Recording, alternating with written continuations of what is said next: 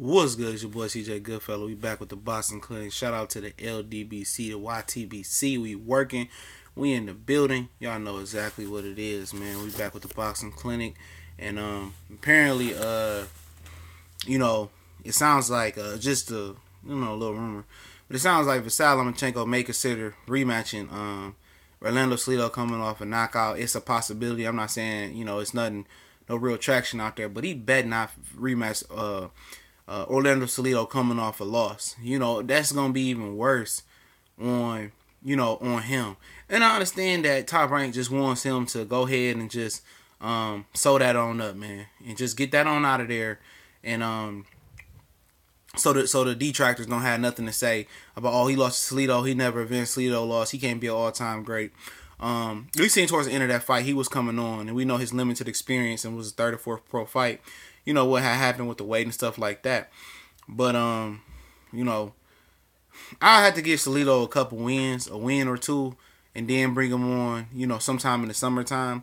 But it's clear that this guy should be moving up and trying to face Jorge Linares, Robert Jr., and then he should be making his way towards 140 and 147 pounds if he can do it. He looks huge at 130, physically, against other, smaller guys. He fought a 122 pounder in Rigondeaux and then a 126 pounder before that in Miguel Moraga.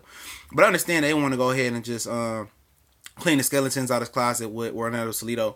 But I believe let Salido get a win or two in there and then come back and get it. But that would have to be, December-ish, and he's still at 130. I think what he pushing 31, 32. I think he should be moving on up and trying to make his name at 35 and 40 by the end of 2019. Because I think his greatness is going to have to be solidified in my opinion by moving up in weight classes and showing that he's a real skillful fighter. That's what fighters do. A lot of fighters in the smaller weight classes that moved up, they really didn't get their credit for at the classes they came from until they moved up and beat bigger opponents. And I think that's what he's going to have to prove. Me and a few other guys, and a lot of other people, but a lot of people still don't believe how great he is and can be in skill level in the ring. They really don't believe he trill enough in the ring. And I think moving up and doing what other guys did, Chavez Sr., Pernell Whitaker, Floyd Mayweather, Sugar Shane Mosley, Roberto Duran, moving up and proving that you can move up and beat bigger guys, like Roy Jones say, is how you solidify and get the credit and cement your legacy. And then people go back and say, yeah, he wasn't going to get beat at 130. Even though while you living in the moment, we were like, how great is Crawford amongst the 140 pounders, for example?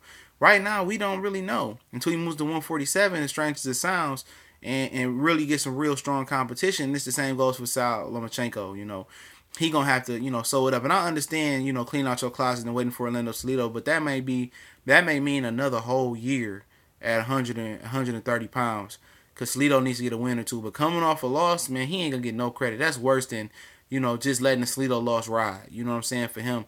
So, whatever he's trying to do, but I just wouldn't, rematch Salido next, coming off a knockout loss. Not even a loss, a knockout loss in my opinion. But we shall see. We shall see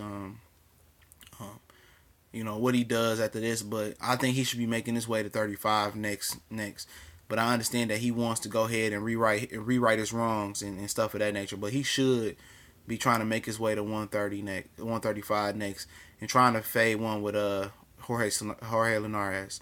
But let me know what y'all think. Would y'all be cool with Lomachenko taking on Salido after coming off a knockout loss next, or not? We gone.